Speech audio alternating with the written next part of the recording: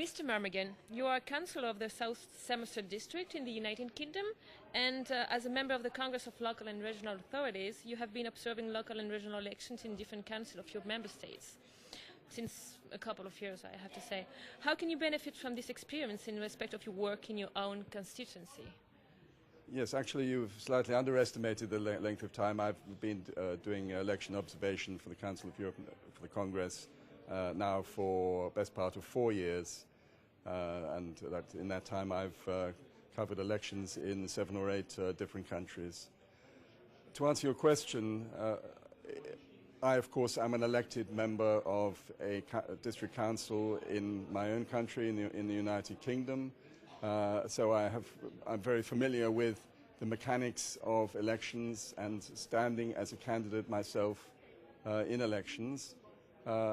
And it's extremely interesting and useful not only to study the election system in the different countries where we do election observation, but also to talk with my colleagues from the Congress who come from a wide range of countries throughout Europe, all of whom have their own systems, and it's surprising how different some of the electoral systems are in different countries, although of course all of them have the same object, which is to produce a democratic solution. With regard to the observation of local elections in Ukraine last October, you are a rapporteur on the subject. This means that you are the Speaker of the Congress delegation and you're in charge of the report, which is on the agenda of the 20th Congress session in Strasbourg. What are the main findings of this report? Well, first of all, just a little bit of background.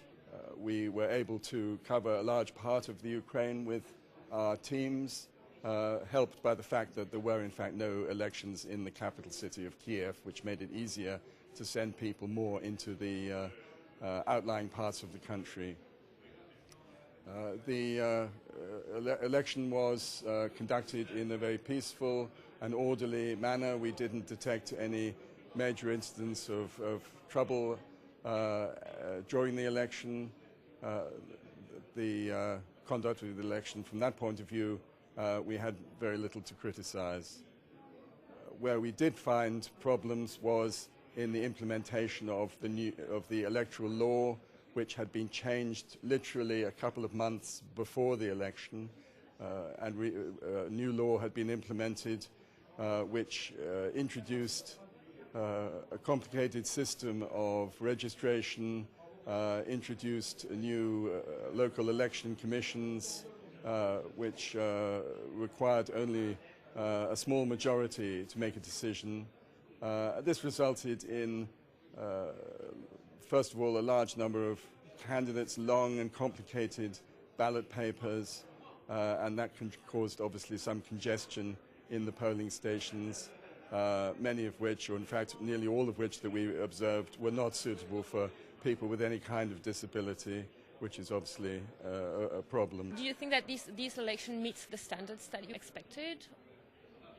No, as I say, that from the point of view of the conduct of the election, apart from the points I've made, we didn't have too many criticisms, but where we did criticize strongly in our report was in the effects of the new electoral law. And to be fair to the Ukraine, I think almost everyone we spoke to, including members of the ruling parties, agreed that the new electoral law was unsatisfactory and needed to be changed. And that's obviously the major recommendation which we've made in our report. Apart from observing elections and drafting reports, what can the Congress of Local and Regional Authorities do to correct shortcomings which have been detected during observations?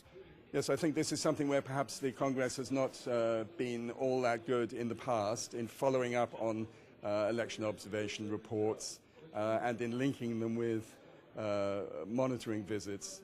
Of course, the Congress conducts regular monitoring visits to all the member countries of the Council of Europe, and in the case of the Ukraine, I believe that there is a monitoring visit scheduled for 2012, which is only next year, and that will give an opportunity for the members of the monitoring team who go, the rapporteurs, to look into some of the recommendations which we have made and to report on how and to what extent they've been implemented by the authorities in the Ukraine.